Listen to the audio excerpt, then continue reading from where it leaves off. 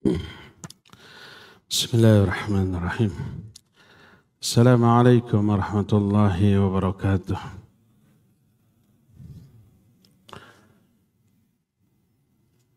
Alhamdulillahilladzi ba'atha fil ummiyina rasulan minhum yatlu alaihim ayatihi wa yuzakkihim wa yu'allimuhumul kitaba wal hikmah wa in kanu min qablu lafi dhalalin mubin.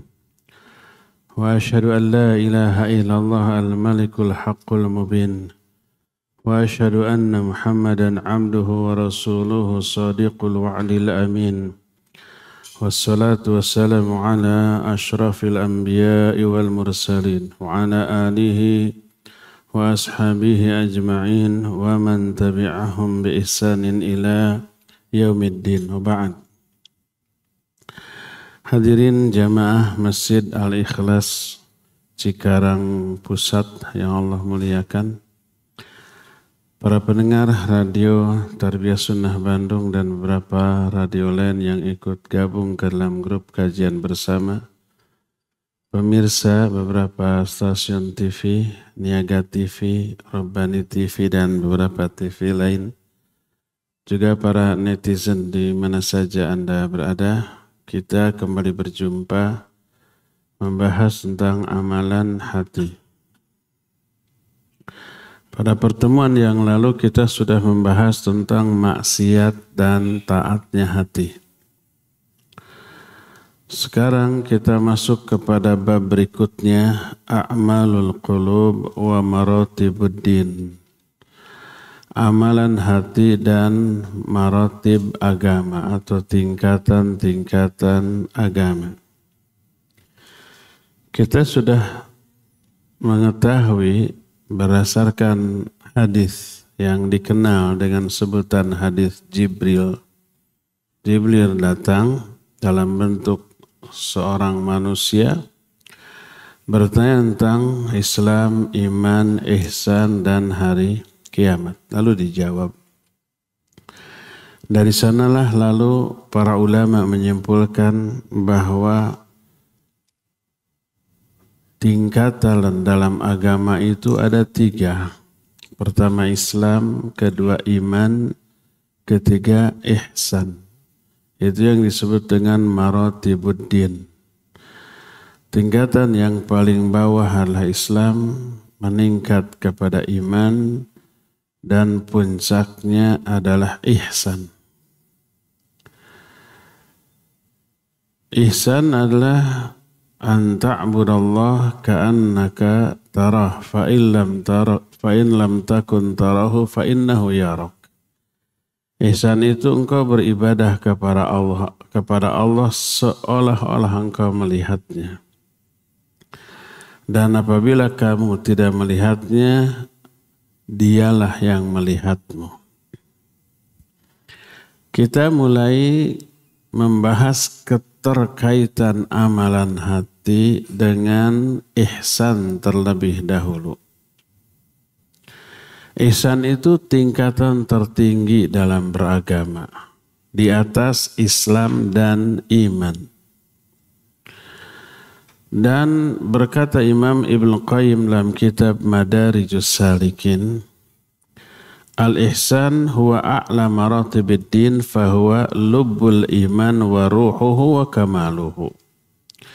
Ihsan itu tingkatan tertinggi dalam agama, dan ihsan ini ruh dan inti serta penyempurna dari keimanan. Karena Nabi SAW ketika ditanya oleh malaikat Jibril apa itu ihsan, fa akhbirni anil ihsan, beliau menjawab, al-ihsan an ta'budallaha ka'annaka tarah fa illam takun tarah fa innahu yarak. Hadis ini sahih riwayat Bukhari dan Muslim. Ihsan itu engkau beribadah kepada Allah disertai dengan 2 amalan hati tertinggi. Pertama, keikhlasan yang luar biasa Dia beribadah seolah-olah melihat Allah. Di dalamnya ada dua hal, keikhlasan dan kekhusyuan. Ada penghayatan yang mendalam. Kedua, fa'il lam takun tarah fa'innahu yarak.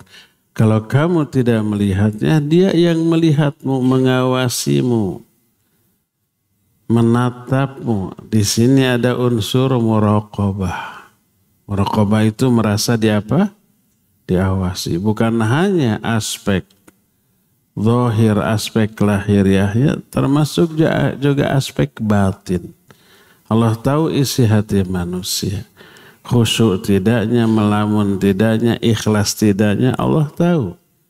Wallahu alimum bidzatis sudur. Allah itu mengetahui isi hati. Walaqad khalaqnal insan wa na'lamu ma tuwaswisu bihi nafsuh wa nahnu aqrabu ilaihi min hablil warid. Kami yang menciptakan manusia, kami mengetahui apa yang dibisikkan oleh hati-hati mereka. Kami lebih dekat kepada manusia dibanding urat leher mereka sendiri. Jadi kalau ihsan mengandung tiga hal tadi, ikhlas, khusyuk, dan muraqabah, maka di dalam hal ini terkandung isyarat sempurnanya kehadiran Allah di dalam hati, pengawasan Allah di dalam hati, rasa takut, rasa cinta, rasa roja, ikhlas kepada Allah Azza wa Jalla ketika melakukan ibadah. Dan ini merupakan kualitas ibadah terbaik, yaitu ibadah yang disertai dengan ihsan. Dalam riwayat lain dari Abu Hurairah radhiyallahu an, Nabi SAW menyatakan, al-ihsan an takhshallaha ka'annaka tarah. Ihsan itu engkau takut kepada Allah, seolah-olah engkau melihatnya. Hadis ini sahih riwayat Imam Muslim dalam kitab Sahih Muslim. Hadisnya nomor 10 di dalam kitab Sahih Muslim. Ihsan itu engkau ibadah seolah-olah engkau takut kepada Allah seolah-olah engkau melihatnya. Kau melihat Allah takut, terbayang azabnya. Allah itu syadidul iqab, maha dahsyat azabnya bila kita durhaka, maksiat, ingkar. Kita belum pernah melihat neraka, tapi gambaran neraka dalam Quran dan Sunnah mengerikan, ya enggak? Siksanya itu luar biasa, na'udzubillah. Kalau ada setetes air neraka diteteskan ke atas ubun-ubun, saking panasnya itu air, namanya hamim. Fi samumiu wa hamim. Air neraka berada dalam samum dan hamim. Wa dhillim yahmum, dan awan yang sangat panas. 3 yang di dunia terkesan adem, angin adem, air adem, naungan awan adem. Tapi ketika di neraka ini menjadi siksaan. Angin yang sangat panas disebut samum, air yang sangat panas disebut hamim, dan awan panas disebut dhillim yahmum. Wa ashabus shimal, ma ashabus shimal fi samumi wa hamim wa dhillim yahmum. Itu surah Al-Waqiah. Dan kelompok kiri, siapakah kelompok kiri? Fi samumi wa hamim. Mereka berada dalam samum, hamim, dan naungan awan yang sangat panas. Saking panasnya itu air bila diteteskan ke ubun-ubun, tembus langsung ke dalam, merusak seluruh organ bagian dalam, dan netes lagi ke bawah. Saking apanya? Panasnya. Itu baru airnya.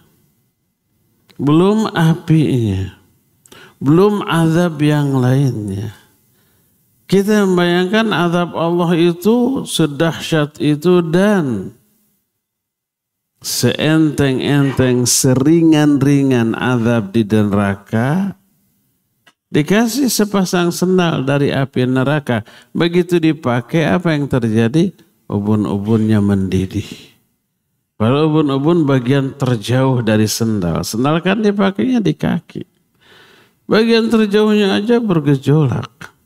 Apalagi kita tahu, kita sering bahas, ukuran ahli neraka besar, raksasa. Jangan kita, na'udzubillah ya. Manusia yang durhaka sekarang, kafir, umpamanya nanti ukurannya sekarang paling 1,7, 1,8 itu juga sudah jangkung banget. Kalau masuk neraka berubah menjadi besar. Giginya aja sebesar gunung Uhud, itu ahli neraka. Satu tempat duduk ahli neraka menghabiskan tempat antara Makkah dan Madinah 500 km. Ketebalan kulit ahli neraka setebal 3 mil. Dikasih sepasang sendal, dipakai di kaki, ubun-ubunnya bergejolak poro jauh sekali. Kebayang kalau giginya sebesar gunung Uhud. Orangnya segimana? Kalau satu tempat duduknya antara Mekah dan Madinah, orangnya segede apa? Mungkin di dunia nggak ada bandingannya, nggak ada makhluk segede itu yang kasat mata ya. Nah, bayangkan teringannya, terentengnya, dikasih sepasang sendal dari api neraka, ubun-ubunnya mendidih. Gimana kakinya? Gimana pinggangnya? Pasti lebih parah lagi, hancur. Itu seenteng-enteng azab. Kalau orang itu durhaka. Makanya mengetahui dahsyatnya siksa Allah pada orang yang durhaka, takut. Kalau durhaka kepada Allah, rasa takut ini menyertai ibadah.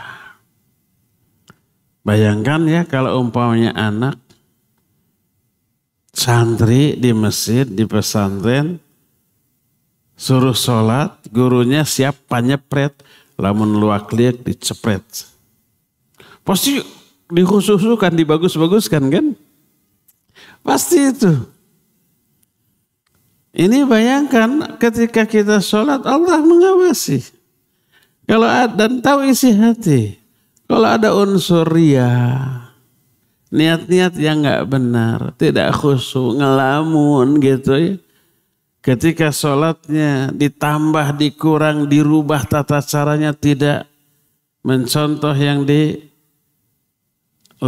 oleh Nabi SAW. Beliau bersabda, "Shallu kama ra'aitumuni usolli." Sholatlah kalian sebagaimana kalian melihat aku sholat. Jangan ditambah, jangan dikurang, apalagi dirubah. Ditambah atau dikurang atau dirubah, murka Allah Azza wa Jalla. Maka orang yang ketika beribadah ada khauf, ada khasyah, ada rasa takut, ada rasa harap, ada rasa cinta, ada ikhlas, maka ibadahnya akan berkualitas. Maka berkata Imam Ibnu Qayyim, wa bina'an ala dzalik fal ihsan asasuhu amalun qalbi yaqumu ala istihdari 'azamatillahi wa muraqabatihi mimma yujibu khasyatahu wal qiyam bihaqqihi. Berdasarkan penjelasan tadi kata Imam Ibnu Qayyim, maka ihsan itu fondasinya adalah amalan hati. Yaitu hadirnya perasaan agungnya Allah dan pengawasan Allah kepada dirinya. Tidak hanya ketika ibadah, dalam semua setiap detik dari waktu yang kita habiskan, Allah selalu mengawasi. Orang yang ihsan selalu hadir pengawasan Allah. Maka hatinya dijaga, jangan sampai ada suudzon, ada riya ketika ibadah. Mulutnya juga dijaga, perilakunya dijaga, karena takut. Kalau menyimpang dari aturan Allah, lalu Allah memberikan azabnya. Selanjutnya berkata Imam Ibnu Qayyim dalam kitab Al-Jawabul Kafi halaman 121, kata beliau, Al-ihsanu idza bashara al-qalba mana'ahu minal ma'asi. Fa inna man 'abada Allah ka'annahu yarah lam yakun kadzalika illa al-istisla'u dzikrahu wa mahabbatahu wa khaufahu wa raja'ahu ala qalbihi bihaitsu basirun ya ka'annahu yushahiduhu. Kata Imam Ibnu Qayyim, apabila ihsan sudah tertanam kuat di dalam hati, salah satu unsur ihsan itu merasa selalu diawasi, maka perasaan itu akan mencegah dia dari kemaksiatan. Walaupun sendirian di kamar, ceklek, pintu ditutup, nggak ada yang ngelihat, nggak berani bermaksiat. Kalau buka HP, buka laptop, buka ini, apa yang dia buka, nggak berani membuka hal yang maksiat. Allah lihat. Para malaikat lihat, kanan kiri siap mencatat. Idh yatalaqal mutalaqiyan 'anil yamini wa 'anil shimali qa'id ma yalfidhu min qawlin illa ladaihi raqibun atid. Kanan ada raqib, kiri ada atid, siap mencatat apa yang kita lakukan. Depan belakang ada malaikat hafadhah lahu muaqibatun min baini yadayhi wa min khalfi yahfadhunahu min amrillah. Bagi setiap orang ada malaikat penjaga di depan dan di belakang, menjaga dia atas perintah Allah. Ada malaikat qarin, ma minkum min ahadin illa wukila ilaihi qarinu minal jin wa qarinu minal malaika. Tak ada seorang pun di antara kalian kecuali diutus satu qarin bangsa jin, satu qarin bangsa malaikat. Qarin bangsa jin membisikkan keburukan, hayu, senang-senang, happy, walaupun dosa maksiat. Itu qarin bangsa jin. Qarin bangsa malaikat mengajak kepada kebaikan, hayu ibadah, hayu zikir, hayu baca Quran, hayu ngaji, dan seterusnya. Bertempur antara ajakan jin dengan malaikat qarin. Siapa yang kita akan ikuti tergantung kualitas iman kita. Kita umpamanya hari Ahad jam 8 ada acara ngaji, mau ngaji di Masjid Al-Ikhlas. Datang kawan, siap ya menjemput ya.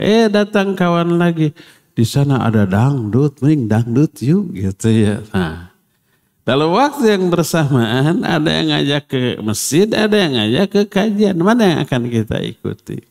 Tergantung iman kita. Iman kita lagi naik, pasti akan ke kajian, ke masjid. Iman kita lagi turun, kajian mah bisa lihat di YouTube ini nih hiburan. Gitu kan. Seperti itu contohnya. Allah mengawasi, melihat, termasuk isi hati. Malaikat kiri kanan raqib dan atid melihat, menyaksikan, siap mencatat. Ada lagi malaikat hafadhah, ada lagi malaikat qarin. Dan malaikat qarin nanti di akhirat juga memberikan kesaksiannya. Wa qala qarinuhu hadza ma ladayya atid. Itu surah di dalam Al-Quran, surah Qaf.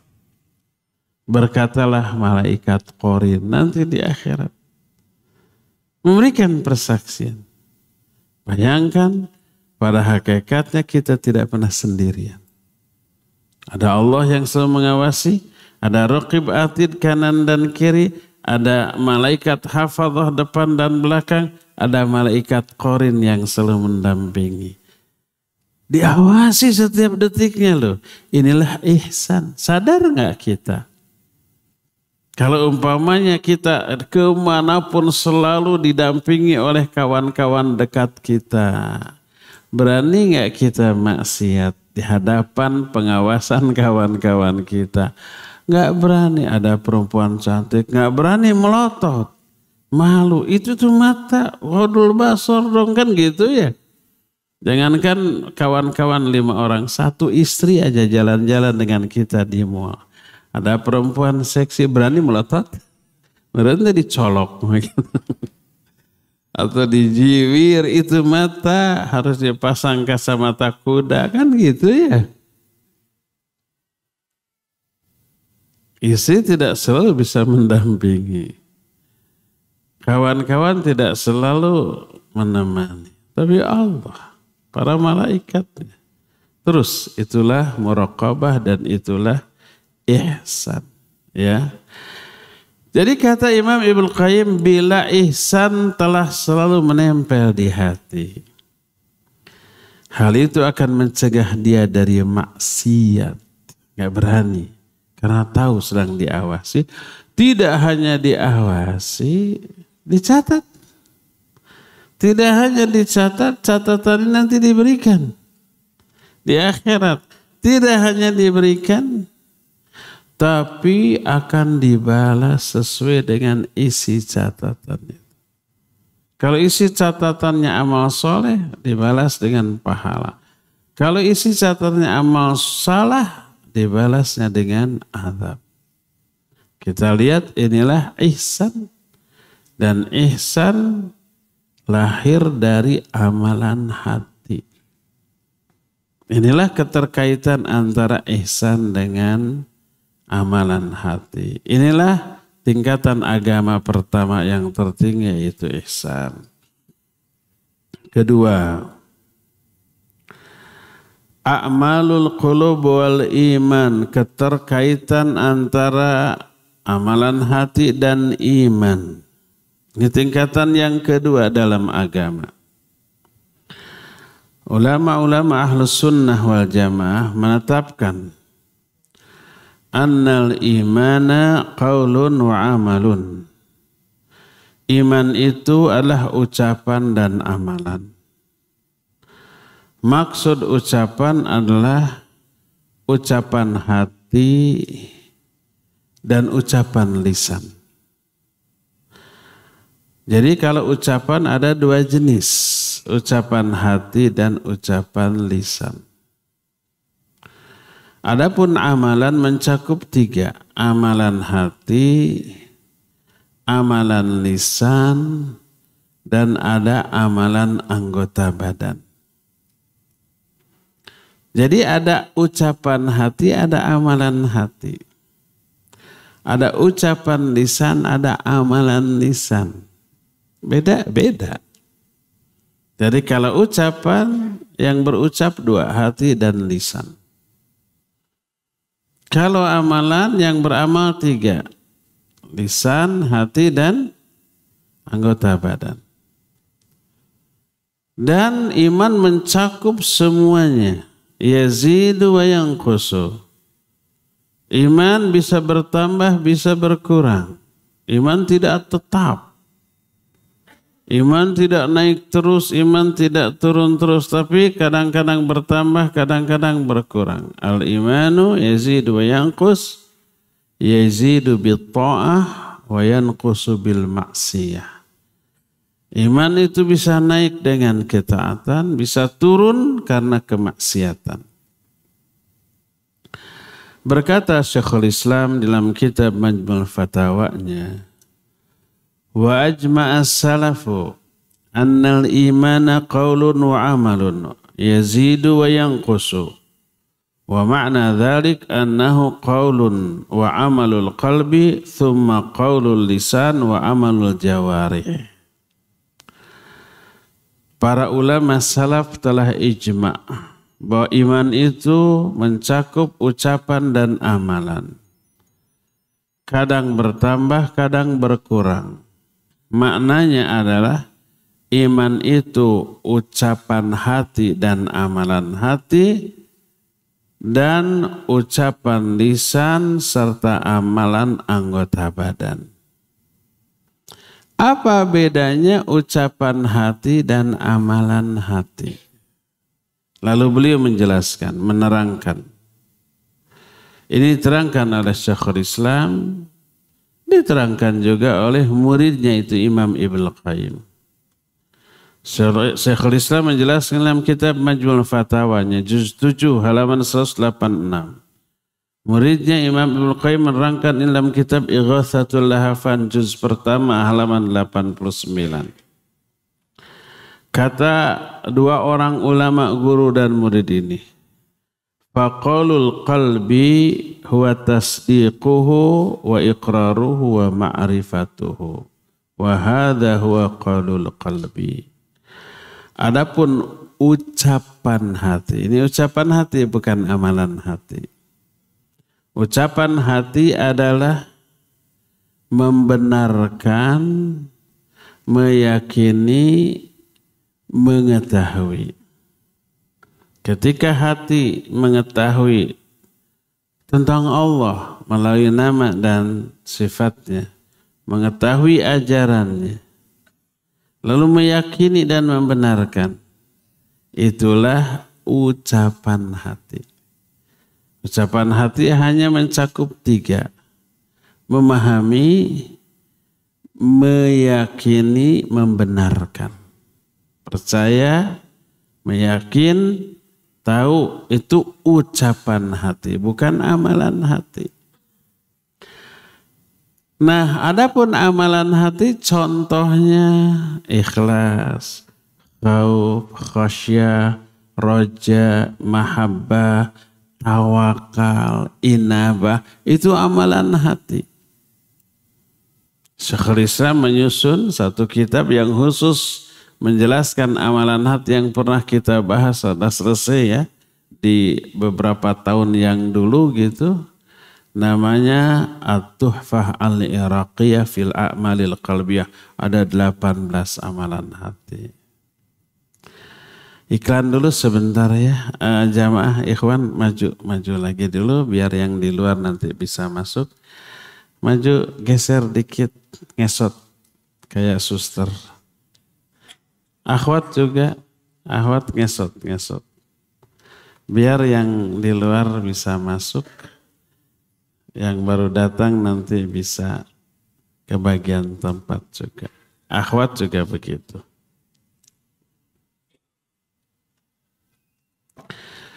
Jadi contoh amalan hati semua ada 18. Semua sudah kita bahas pernah.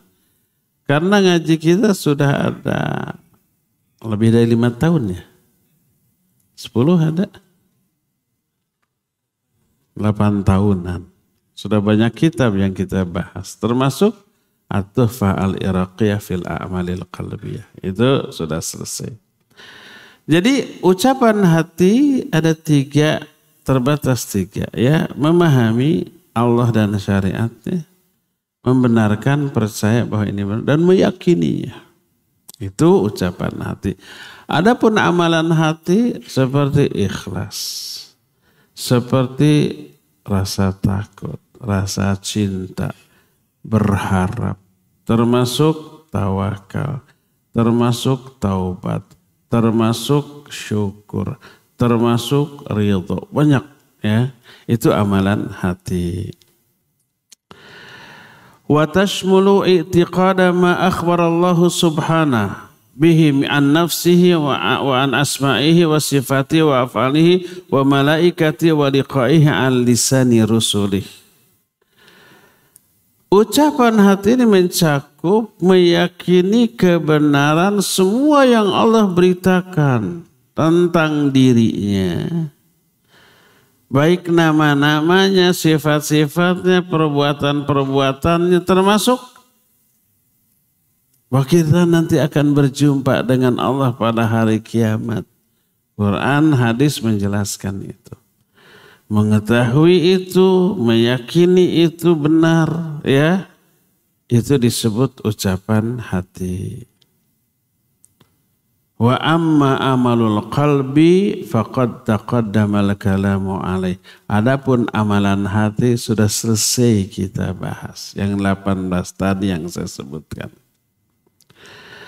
Lalu berkata Syekhul Islam, dukhulu a'malil qalbi fil iman aula min dukhuli a'malil jawarih bittifaqi tawaifi kulliha.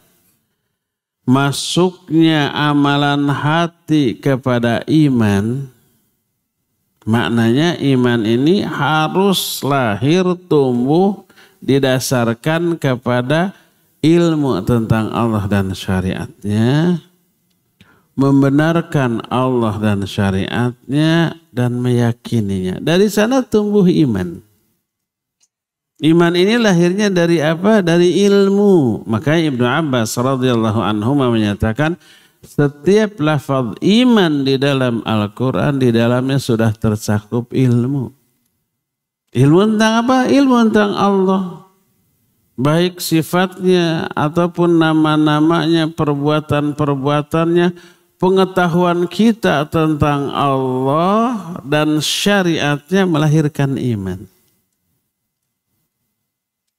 Bahkan imannya iman berkualitas. Sahabat tadi, kita mengenal beberapa sifat Allah. Allah itu maha mengawasi, maha melihat, maha mengetahui, termasuk isi hati kita. Pengetahuan kita tentang sifat Allah seperti ini menumbuhkan sifat muraqabah. Ya. Kita tahu sifat Allah, Allah itu muntaqim, maha pembalas setiap dosa. Inna minal mujrimina muntaqimun. Kami akan balas beri azab kepada orang-orang durhaka. Dan ketika Allah ngasih azab, syadid, dahsyat. Innallaha syadidul iqab. Mengetahui sifat Allah begitu timbul rasa takut. Takut ini unsur iman.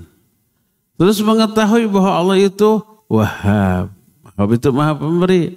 Razzaq atau Raziq. Maha pemberi rizki. Allah itu Rahman. Allah itu Rahim. Allah itu Ghafur. Maha pengampun. Allah itu Jawad. Dermawan. Allah itu Karim. Gitu ya. Allah itu Syakur. Syakur itu maha berterima kasih. Makna maha berterima kasih memberikan balasan kebaikan dengan balasan yang bukan hanya Allah nggak pernah memberikan balasan yang setimpal, tapi selalu berkali-kali lipat. Bisa 10 kali lipat, bisa 700 kali lipat, bisa lebih. Man jaa bil hasanah falahu asyru amthaliha. Siapa orang yang melakukan satu kebaikan, Allah akan kasih pahala 10 kali lipat dibanding kebaikannya. Mathalul ladzina yunfiquna amwalahum fi sabilillah kamathali habbatin anbatat sab'a sanabil fi kulli sumbulatin mi'atu habbah. Perumpamaan orang yang infak di jalan Allah seperti orang menanam satu benih. Dari satu benih tumbuh 7 batang, setiap batang menghasilkan 100 benih. Satu batang 100 benih, ini ada 7 batang. Jadi berapa? 700. Satu benih jadi 700. Satu kali infak Allah ganti 700 kali lipat. Jadi Allah tidak pernah memberi balasan setimpal. Tapi berkali-kali lipat. Man dzalladzi yuqridullaha qardan hasanah yudha'ifahu lahu wa lahu ajrun karim. Siapa orang yang memberikan pinjaman yang baik kepada Allah, maksudnya infak sedekah, Allah akan lipat gandakan berkali-kali lipat di dunia, walahu ajrun karim, dan bagi dia akan ada pahala mulia di akhirat. Dunia akhirat tuh. Coba orang yang tahu Allah itu maha baik, pengasih dan penyayang. Sesayang apa Allah ke kita? Nggak ada bandingan. Nabi SAW suatu saat melihat ada ibu yang sedang menyusui anaknya. Coba tanya ke istrinya masing-masing. Bagi yang sudah laku ya. Kalau jomblo tanya ke ibunya. Setiap ibu sayang nggak ke anaknya? Sayang. Tapi momen paling besar sayang dan cintanya momen ketika apa? Momen ketika menyusui. Itu sayang itu berlipat. Ada seolah-olah ada kontak batin ketika menyusui, ketika ASI-nya disedot oleh bayinya. Wallahu alam, saya nggak bisa membayangkan. Tapi kerasa nggak? Kerasa ada kontak batin tuh. Lebih sayang ketika menyusui. Suatu saat Nabi melihat ada seorang ibu menyusui bayinya. Kata Nabi SAW, menurut kalian, kepada para sahabatnya bicara, menurut kalian mungkin gak ibu itu melemparkan bayi yang disusunya ke dalam api? Wallahi gak mungkin ya Rasulullah, gak mungkin. Saking apa? Saking sayangnya. Ada lagi nyusui, ada ngeong tep. Apa? Nyamuk ngegigit. Itu dendamnya ke nyamuk itu. Dikejar.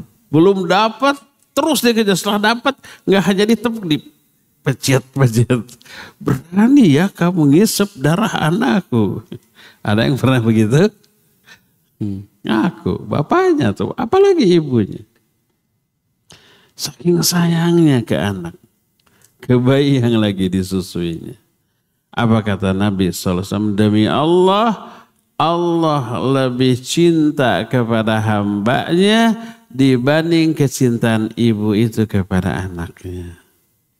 Allah itu Rahman, Rahim gitu ya, Latif, Khabir. Itu diaplikasikan, dibuktikan, memberi orangnya, hambanya selalu durhaka kepada Allah. Pemberian Allah itu tidak pernah berhenti di tengah kedurhakaan hambanya. Sok kita ahli maksiat, sering mengabaikan perintah Allah, sering melanggar larangan Allah. Apakah kesehatan kita langsung dicabut karena kedurhakaan kita? Rizki kita langsung, ini durhaka nih, stop, dilaparkan 3 hari 3 malam. Apa begitu? Enggak. Nafasnya apakah disesakkan? Enggak.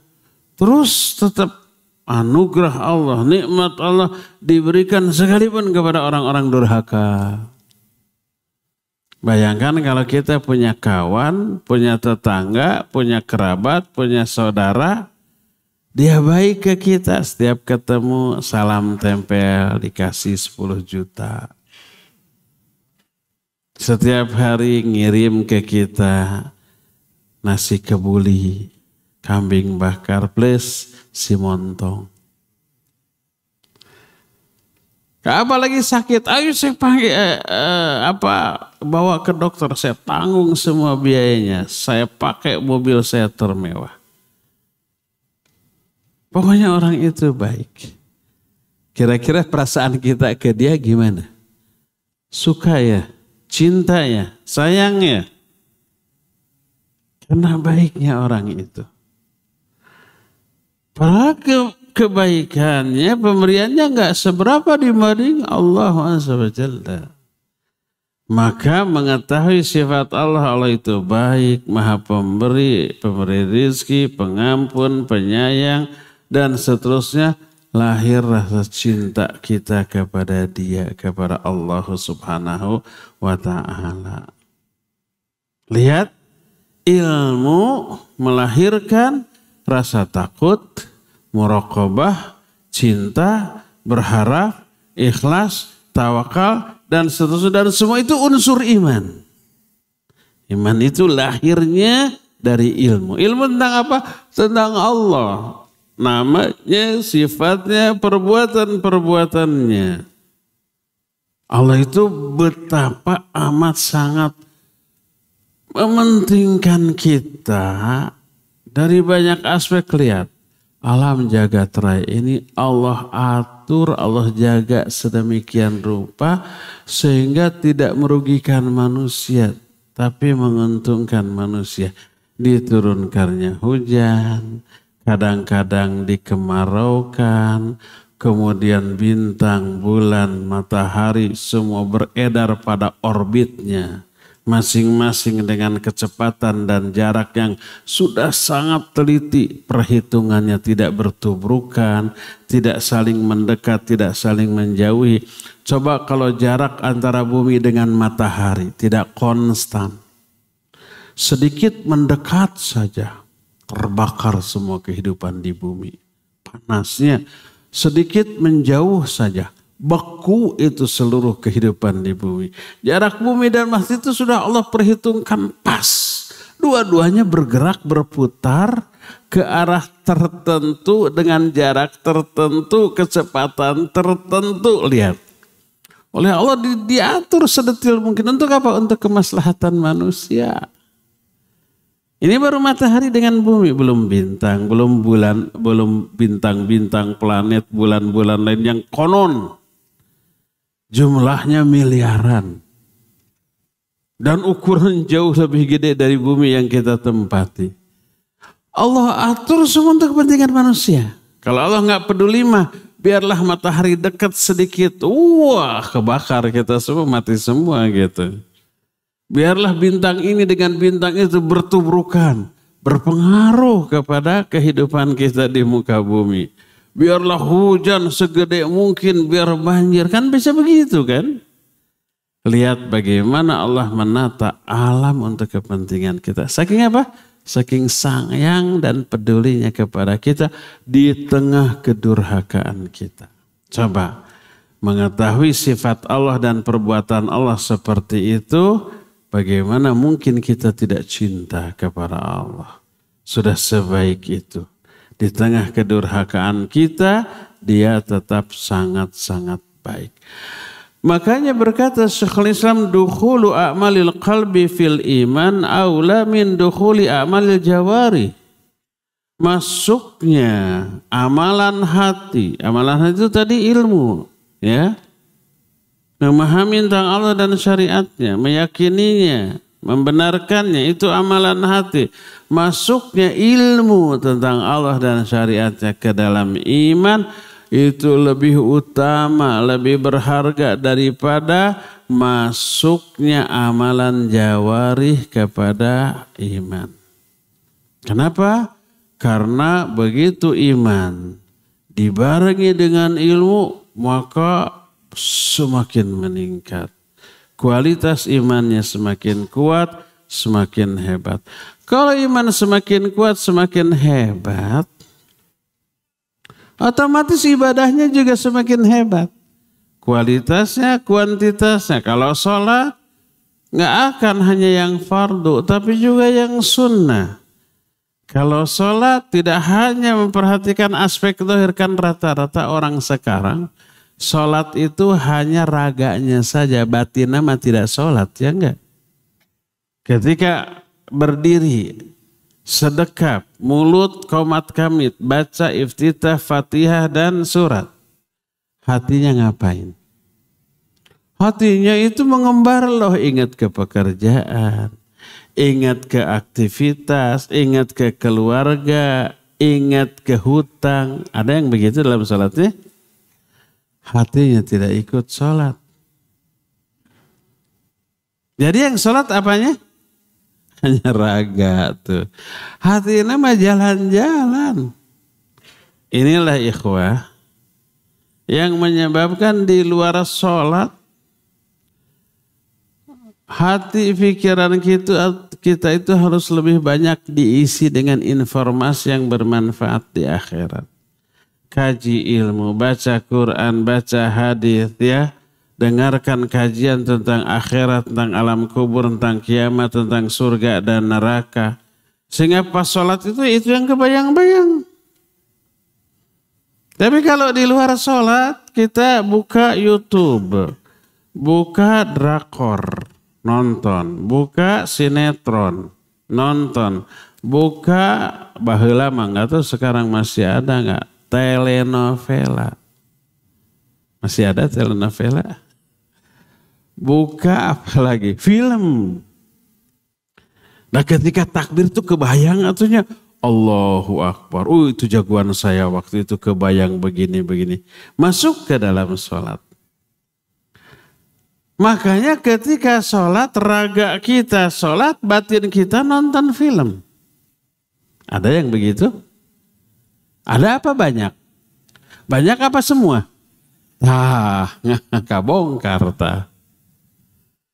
Pantas sholatnya nggak berkualitas. Kalau sholatnya nggak berkualitas, akhlaknya tetap menyebalkan. Pikasabelin.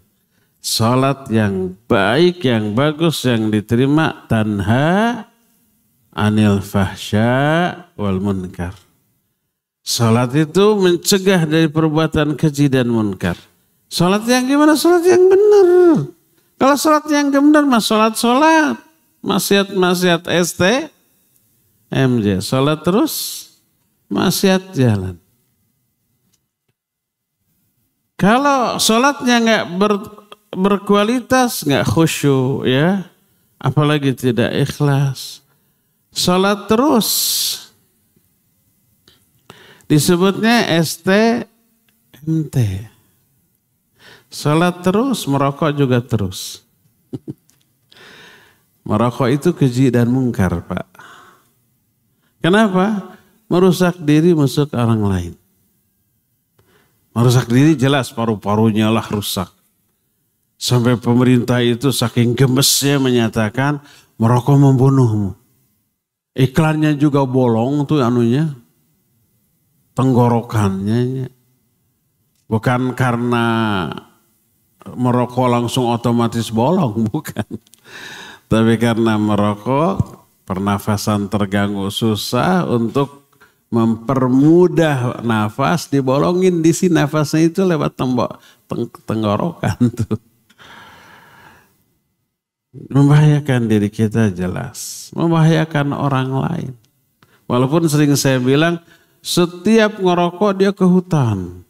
Gak ada orang, habis merokok baru pulang. Membahayakan orang, iyalah. Nikotinnya, racunnya nempel di baju, di muka, di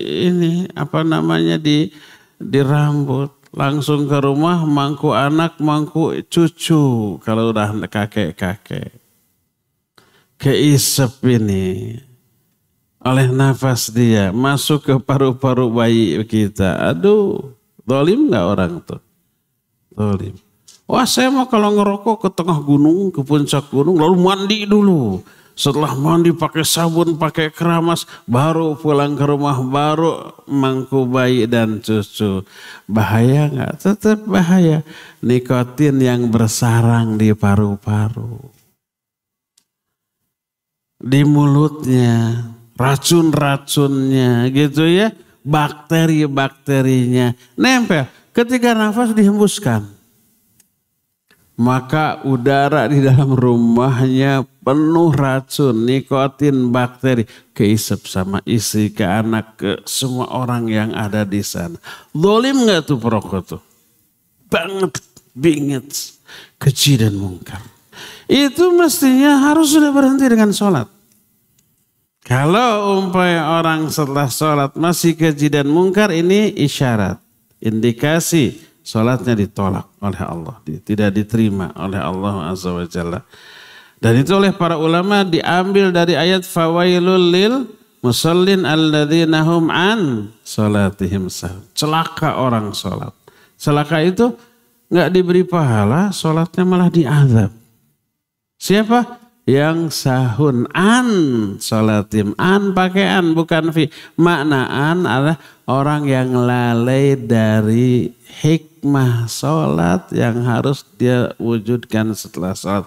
Apa hikmah sholat? Tanha anil fahsya wal munkar. Harus tercegah dari perbuatan keji dan munkar.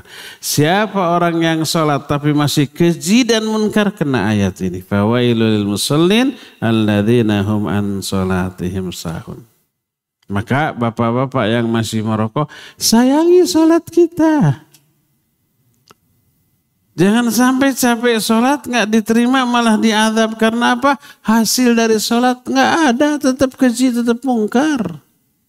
Kan diterima atau tidak sholat itu urusan Allah, bukan urusan kita. Betul, tapi Allah sudah memberikan penjelasan mana sholat yang diterima, mana yang tidak. Ada tuh indikasinya tuh. Jelas semua lengkap dalam Quran Sunnah. Kalau umpamanya penjelasan Allah, contoh orang yang diterima sholatnya begini-begini, yang ditolak begini-begini, kita nggak peduli, berarti kita nggak peduli kepada nasib kita di akhirat nanti ya. Jadi jelaslah bahwa iman lahir dari ilmu. Dan ilmu tadi sudah disebutkan adalah ucapan hati. Kemudian dari iman ucapan hati ini lahir amalan hati. Ucapan hati tadi ilmu, membenarkan dan meyakini. Lahirlah amalan hati. Apa amalan hati? Tadi muraqabah, ikhlas, khauf, roja, mahabbah, inabah, taubat, dan seterusnya. Itu amalan hati. Kenapa kita bisa takut kepada Allah? Karena kita tahu sifat Allah syadidul iqab. Kenapa kita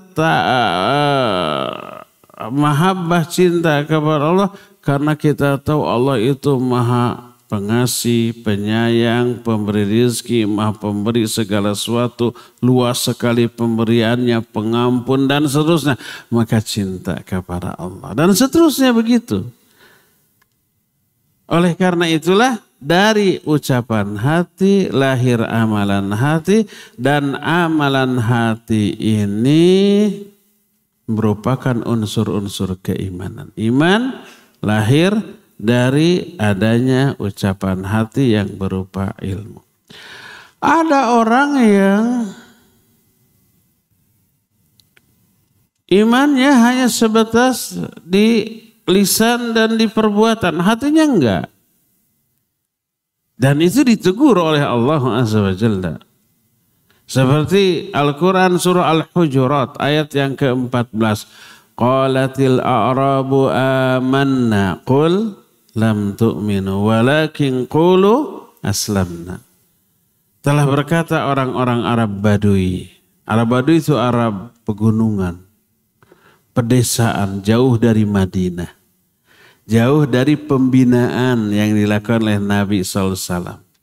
Jadi jauh dari Nabi SAW, itu Arab Badui. Karakter orang Arab Badui itu belak-belakan, tanpa tedeng aling-aling kalau ngomong, kurang ada adab. Allah menyatakan qalatil a'rabu amanna.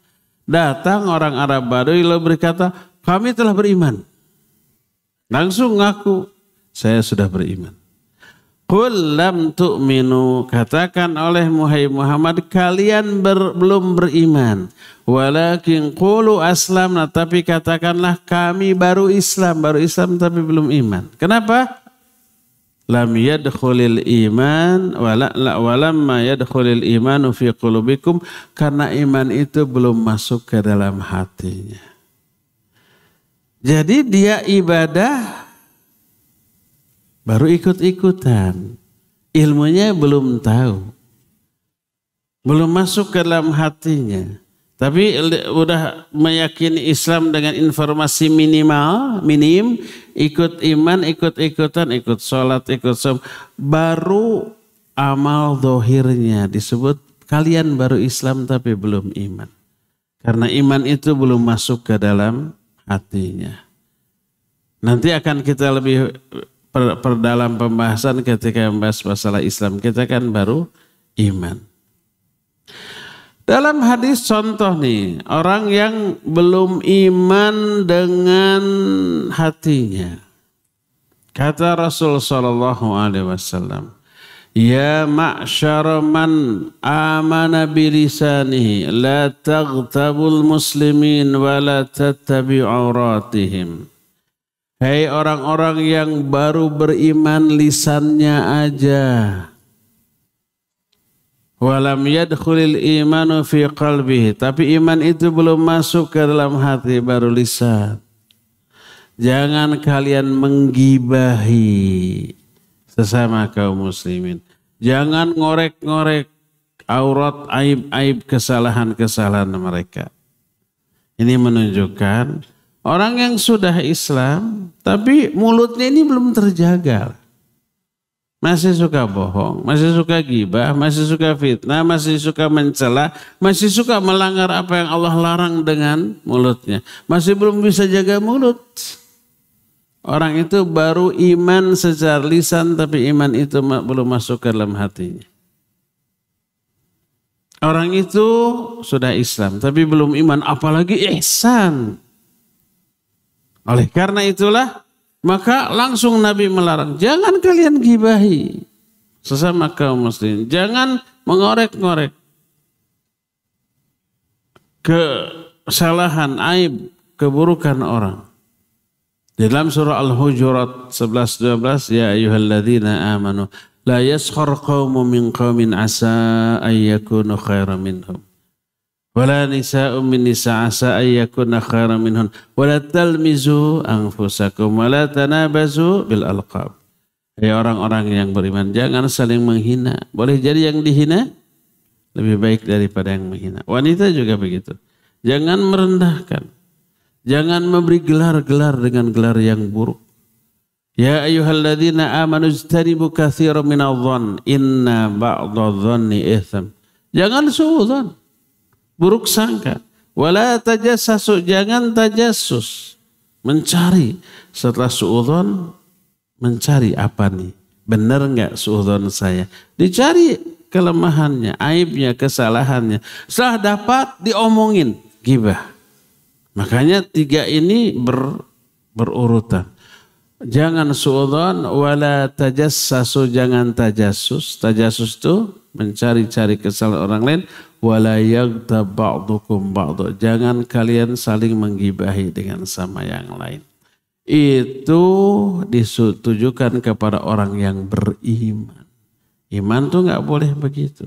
Kalau ngaku iman tapi masih mulutnya kotor, berarti belum beriman, baru Islam. Iman itu belum masuk ke dalam hatinya. Oleh karena itulah maka Rasul sallallahu alaihi wasallam menyatakan, "Man kana yu'minu billahi wal yawmil akhir falyaqul khairan aw liyasmut." Siapa yang iman kepada Allah dan hari akhir, jaga nih mulut. Berbicara yang baik, kalau nggak bisa, diam. Itu iman.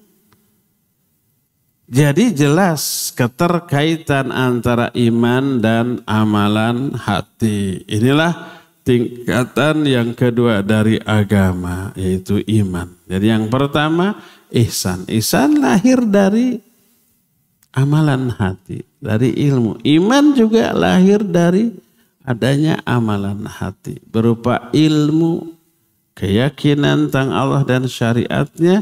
Ini melahirkan ihsan, melahirkan juga iman. Keterkaitan antara ihsan, iman dengan amalan hati luar biasa besarnya, dan itu sama dengan hubungan sebab dan akibat. Sebabnya adalah amalan hati atau ucapan hati. Lalu akibatnya lahirlah ihsan, lahirlah iman. Ya. Makanya untuk meningkatkan kualitas iman dan ihsan, mau tidak mau kita harus nambah ilmu terus. Ibarat kalau kita mau menambah fasilitas kehidupan, kita ingin mobil yang bagus, ingin rumah beberapa, ingin istri 4 dan seterusnya. Maka yang harus kita lakukan apa? Siapkan uang yang banyak, baru bisa beli mobil. Baru bisa beli rumah, baru bisa apa? Dikasih. Berani gitu. Kadang-kadang kemampuan ada, nyali tidak ada. Seperti itulah ilmu terhadap iman dan ihsan. Kalau mau bertambah iman, bertambah ihsan, tambah ilmu. Sebagaimana kalau kita mau menambah kendaraan, menambah rumah, nambah istri, tambahlah uang. Mobil nggak bisa dibeli dengan ilmu, harus dengan uang. Orang bodoh asal punya banyak uang bisa.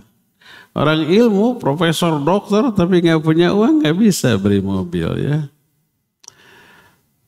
Itu ibarat, itu perbandingan saja. Kalau bertambah iman, ihsan, tambahlah ilmu. Karena ilmu menjadi penyebab dari hal itu ya.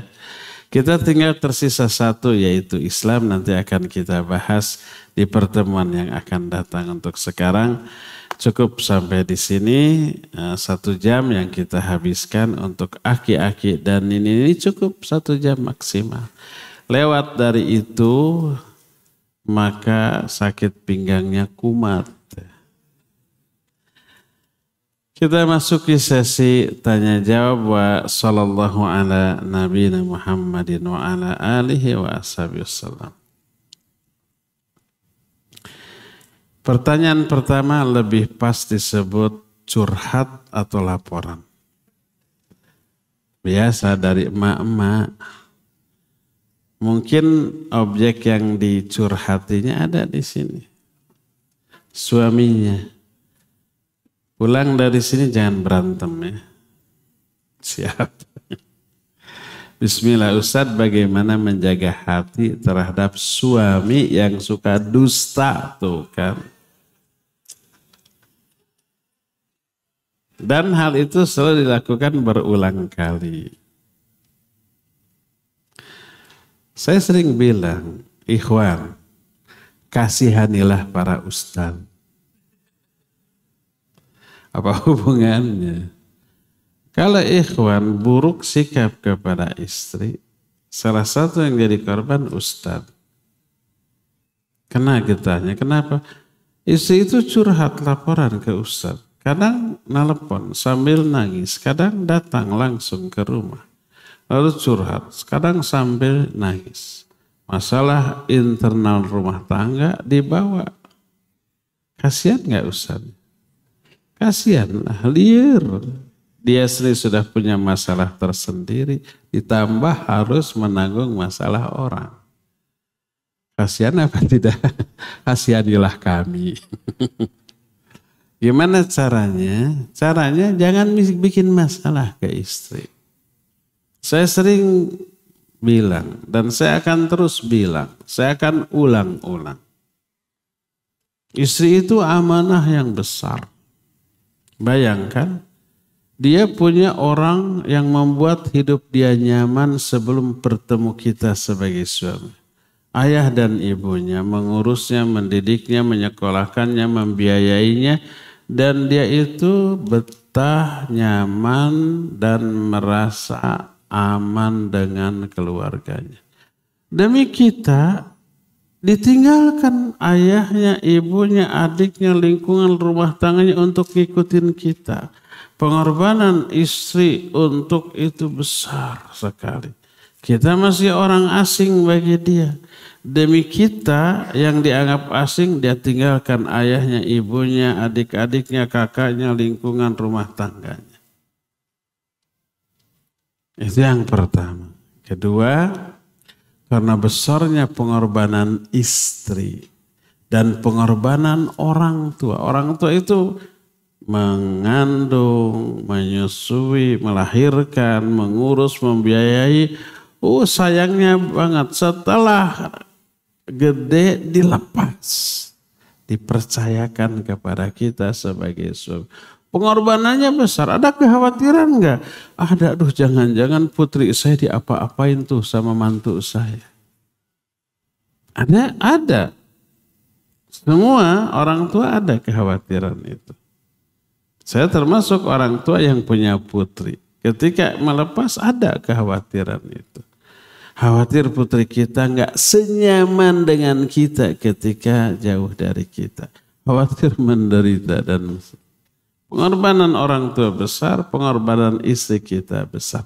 Makanya Allah wanti-wanti wa ashiruhunna bil ma'ruf. Perlakukan, pergauli istri-istri kalian dengan sebaik-baik perlakuan. Nabi SAW juga menjelaskan istausu bin nisa'i khaira. Aku wasiatkan kalian untuk berbuat baik kepada dua orang, kepada istri-istri kalian. Itu perintah Allah, wasiat Rasul SAW. Kalau perlakuan kita seperti yang diinstruksikan ke istri, kita muliakan istri. Istri ini pengorbanannya besar, kita hargai, kita muliakan. Dan itu prinsip seorang yang bertakwa. Seorang ulama mewanti-wanti, ya, nikahkan putrimu dengan orang yang bertakwa, dengan pemuda yang bertakwa. In ahabbaha yukrimha wa illam yuhibha lam yadlimha. Kalau pemuda bertakwa itu mencintai putrimu, dia akan memuliakannya. Kalau tidak mencintai putrimu, dia tidak akan mendoliminya. Tetap diperlakukan secara baik. Karena ketakwaan. Ya. Maka kalau kita berbuat baik, lembut kepada istri, memberi kenyamanan, termasuk bersikap jujur. Kalau dusta, bohong, membuat istri curiga, membuat istri tidak nyaman dan tidak aman, resah dan gelisah. Berarti kita sudah apa? Sudah mengabaikan perintah Allah, mengabaikan wasiat Rasul sallallahu alaihi wasallam. Tunaikan perintah Allah, tunaikan wasiat Rasul sallallahu alaihi wasallam, kita akan menjadi manusia terbaik. Kata Rasul sallallahu alaihi wasallam, khairukum li ahli wa ana khairukum li ahli. Sebaik-baik kalian adalah orang yang paling baik ke istrinya. Dan aku orang yang paling baik ke istriku. Jadi baik buruknya kita di mata Allah dan Rasulnya salah satunya dilihat dari baik buruknya sikap kita ke siapa? Ke istri kita. Ya. Nih, jadi sebenarnya pertanyaannya bukan bagaimana menjaga hati. Tapi pertanyaan, Ustaz, suami saya ada di sini, tolong nasihati, jangan bohong terus ke istri, gitu lah intinya mah. Sudah saya sampaikan. Itu lebih perlu ya. Kalau umpamanya diberi kiat bagaimana menjaga hati agar tetap tegar, sabar terhadap kebohongan suaminya, nanti bohongnya terus. Ini yang terutama, bohongnya ini harus berhenti ya. Hati-hati ikhwan, tong barohong dan tong ngabohong ka istri. Sudah akhwat ya, semoga semua suami diberi hidayah untuk menjadi orang terbuka, jujur ke istrinya, dan semoga para istri beri hidayah untuk taat, sholihah, dan menjadi kenyamanan bagi suami. Curhatan kedua. Ustaz, bagaimana kalau suami itu kan ahwat dewa. Hampir setiap ngaji pertanyaan itu selalu ada curhatan atau laporan. Materi tauhid, materi amalan hatinya nggak digubris. Bagaimana kalau suami yang sudah ngaji masih suka melihat menoleh wanita yang bukan mahram? Tadi sudah disinggung tuh. Misal ketika sedang menyetir mobil, katanya pandangan pertama itu rizki. Apakah sahih Ustaz? Kalau masih begitu pertanyaannya apa? Nggak benar pandangan pertama rizki. Lagi nyetir, nabrak nanti loh. Karena rizki terus saja. Yang kedua kan haram. Makanya yang pertama dipatenkan. Biar masih halal. Ceger. Yang paling parah yang dibawanya toronton di tol. Terjadi itu. Yang benar adalah pandangan pertama yang tak disengaja tidak dosa. Yang tidak disengaja. Jadi kadang-kadang kita menengok jalan, oh ada wanita yang berpapasan, otomatis kelirik ya. Kadang sengaja dilirik, mungkin khawatir kenal atau gimana. Atau bahkan kerabat kita sendiri gitu kan. Nah begitu tahu orang lain langsung palingkan. Maka itu tidak dosa. Yang kedua, tadi sepintas manis. Lihat lagi itu dosa. Kata Nabi SAW ke Ali bin Abi Thalib, ya Ali la tutri'in nadratan nadrah fa inna lakal ula wa laysa lakal akhirah.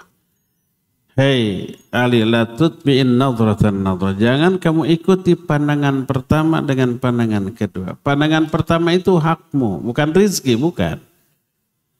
Artinya tidak dosa, ya. Karena tidak sengaja tadi. Nah, pandangan kedua itu bukan hakmu tapi haram bagimu, ya. Jadi kalau ada suami sambil nyetir, ada akhwat yang cantik, rizki terus. Berisiko dua. Pertama nabrak. Kedua dosa. Karena apa? Karena yang dimaksud begitu lihat langsung wajib palingkan. Ya ayyuhalladzina qul lil mu'minin yaghuddu min absarihim. Katakan kepada orang-orang mukmin hendaklah mereka itu menundukkan pandangan-pandangan mereka, ya.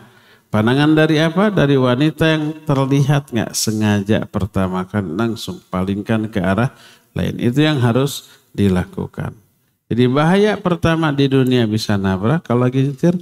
Bahaya kedua dosa. Bahaya ketiganya itu kebayang-bayang terus. Sepintas juga manisnya ya, susah dilupakan. Akhirnya kebayang di mana ya rumahnya. Berapa ya nomor HP-nya terus. Nanti besoknya lewat sana lagi. Siapa tahu ketemu lagi. Itu bahaya. Apakah ada doanya agar bisa menundukkan pandangan? Ada. Salah satunya adalah kalau ini suami atau anak-anak ya. Allahumma gfir li zawji ya. Allahumma gfir li zawji dzambahu wa tahhir qalbahu wa hassin farjahu. Ya Allah, ampuni dosa suamiku. Bersihkan hatinya, jaga farajnya. Itu ketika doa Nabi SAW kepada seorang yang datang, ya Rasulullah, izinkan saya berzina. Lalu Nabi SAW bagaimana kalau ada orang lain laki-laki yang menzinahi ibumu, bibimu, putrimu, kamu suka? Wallahi, saya tidak suka. Demikian juga orang lain. Akhirnya dia berhenti, mau bertekad berhenti. Lalu Nabi mendoakan Allahumma gfir dzambahu wa tahhir qalbahu wa hassin farjahu. Boleh kita doakan ini untuk anak-anak kita. Allahumma gfir li auladi dzunubahum wa tahhir qulubahum wa hassin furujahum. Boleh doa ini bagi suami. Allahumma gfir li zaujati dzambahu wa tahhir qalbahu wa hassin farjahu, ya.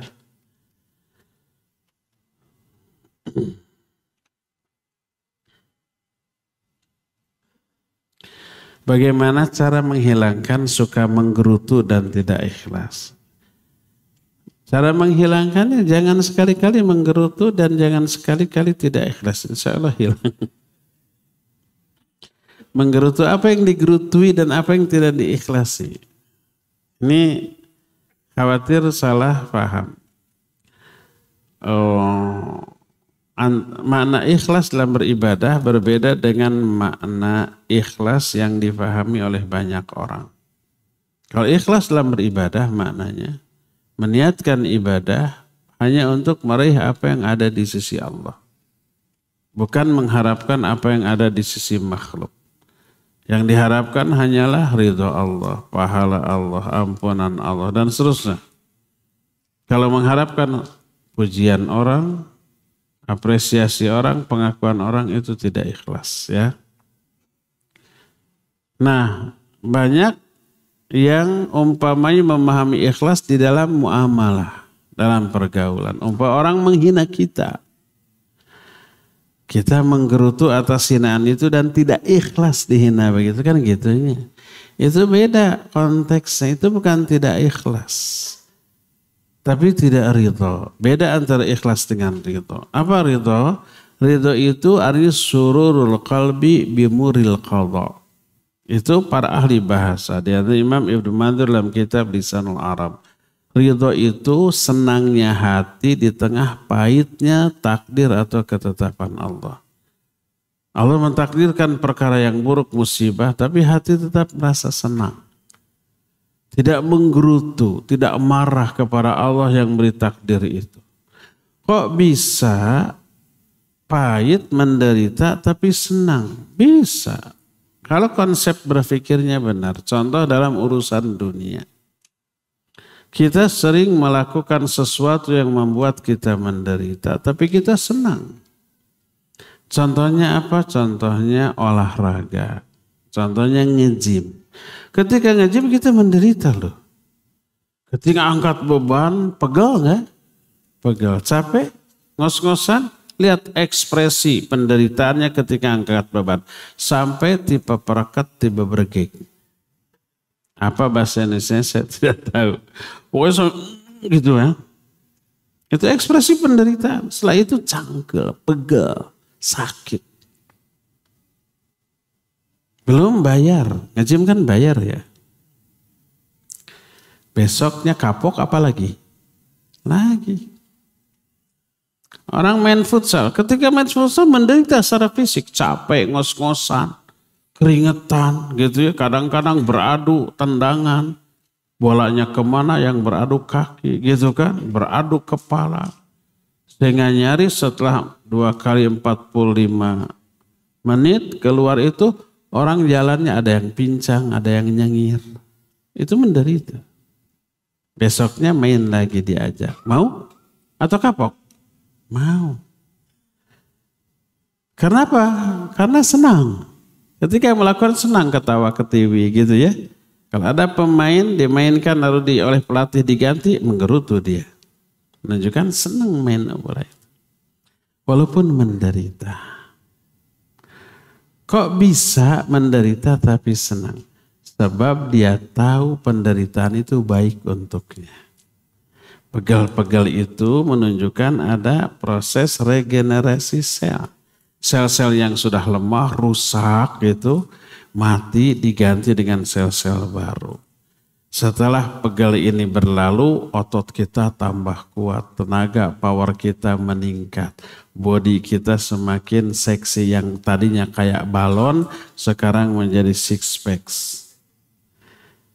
Itu didapat melalui apa? Penderitaan.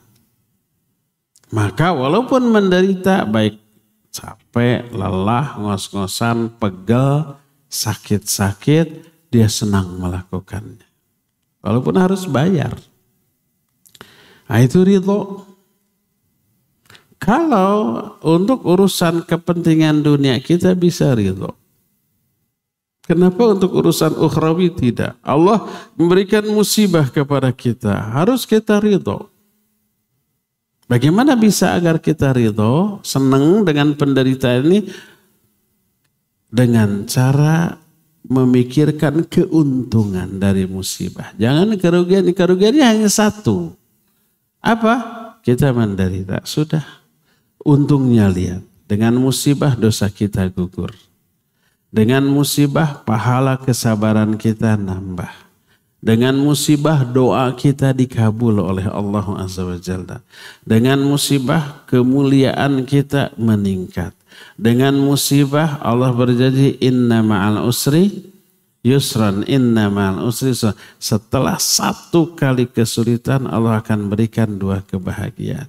Setelah musibah ini berlalu akan 2 kebahagiaan yang Allah akan berikan kepada kita. Tuh, coba setiap kita menderita dapat musibah berpikirnya tentang keuntungan. Maka kita akan ridho, senang ketika menerima musibah. Sesenang kita pegel ketika nge-gym. Pegel itu enak, nikmat. Nanti setelah pegel ini berlalu lihat otot saya. Kan gitu ya. Nanti mah ngangkat galon, kucingir mah gitu. Sekarang kan tiba bergeg ngangkat galon tuh. Ya tidak bisa gitu. Nanti mas setelah nge-gym terus, 1 aja gitu ya. Saya juga selama ini pernah saya coba ngangkat galon sama cingir bisa. Yang kosong. Yang kosong, kalau yang isi mah nggak bisa. Tuh. Gitu tah. Jangan ada yang bertanya, nggak akan kebahas semua.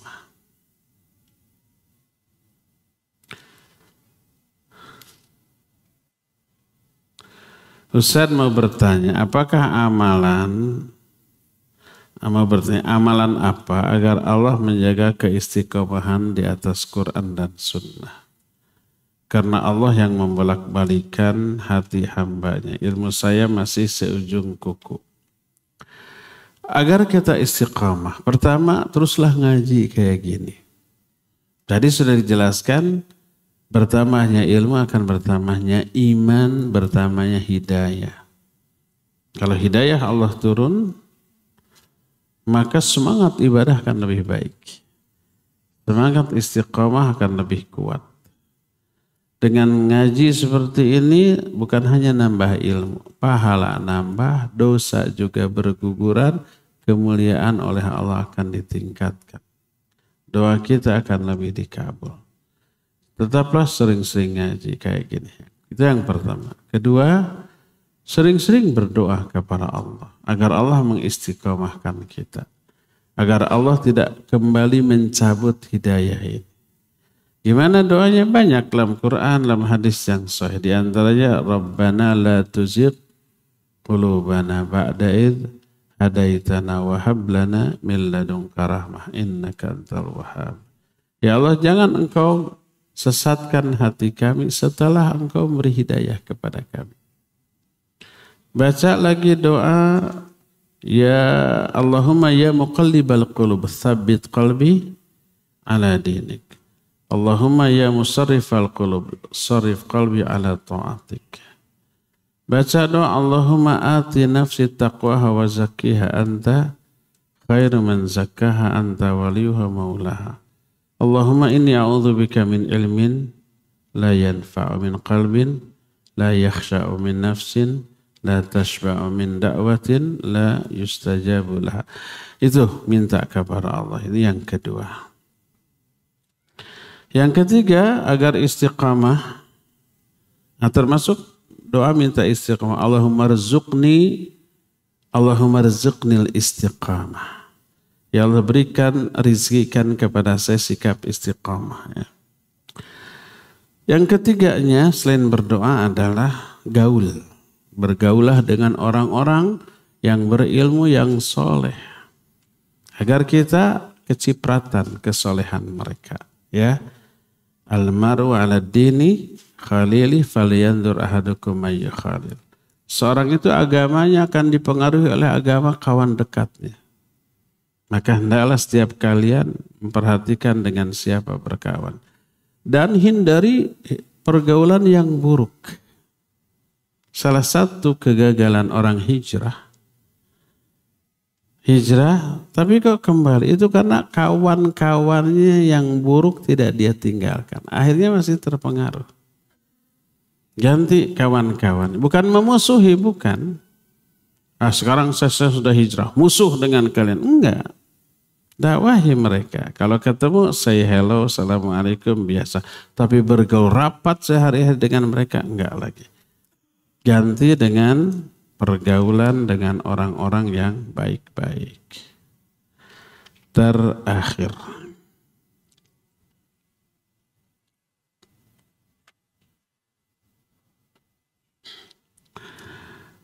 apakah juga akan dapat balasan dari Allah jika seorang melakukan kebaikan tanpa mengingat dan berharap apa-apa? Pokoknya saat melakukan kebaikan yang ada di pikiran cuma kebaikan ini. Allah suka dan orang yang ditolong pun suka. Iya, tidak harus dihadirkan niat semoga Allah menolong saya kemudian hari karena saya menolong orang ini. Enggak harus dihadirkan. Ya, ada orang butuh pertolongan langsung, jangan mikir 2-3 kali. Jangan lihat agamanya apa, tanya kamu agamanya apa? Ngajinya kemana? Beda agama, beda ngaji, sebodoh amat. Tolong, walaupun orang kafir.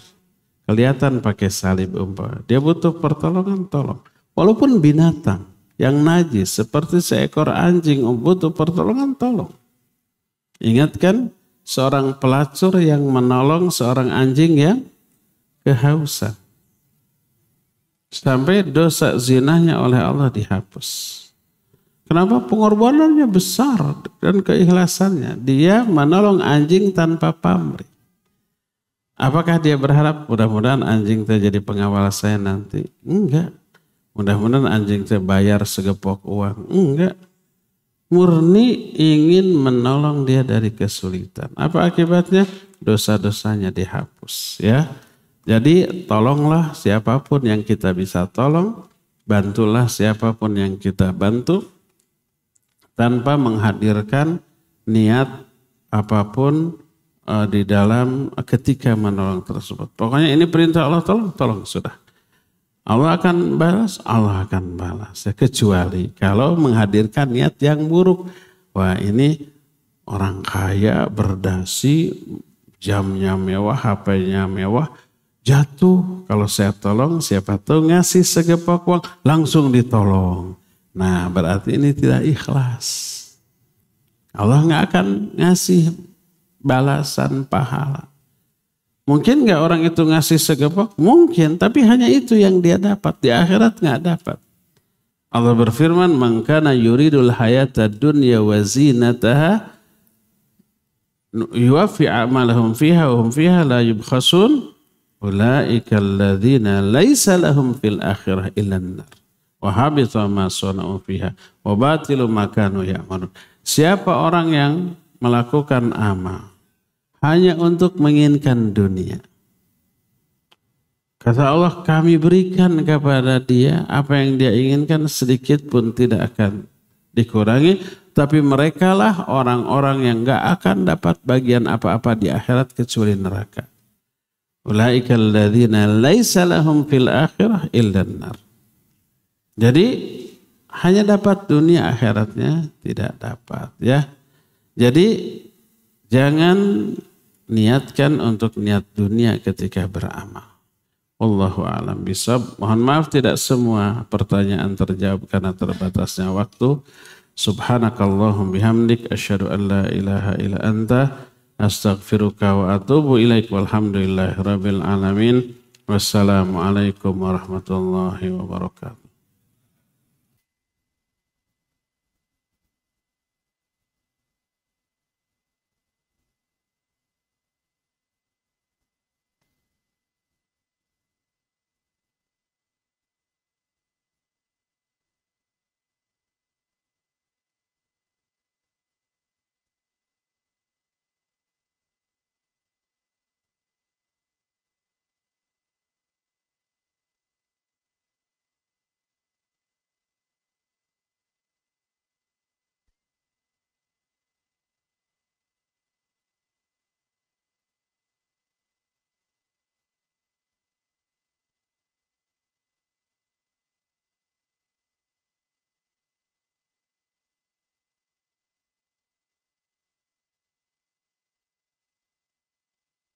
Subscribe channel Marhaban TV.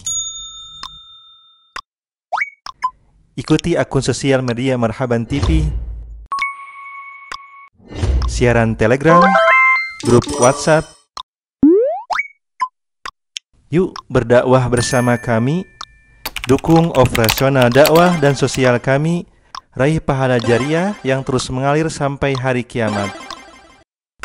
Jazakumullahu khairan.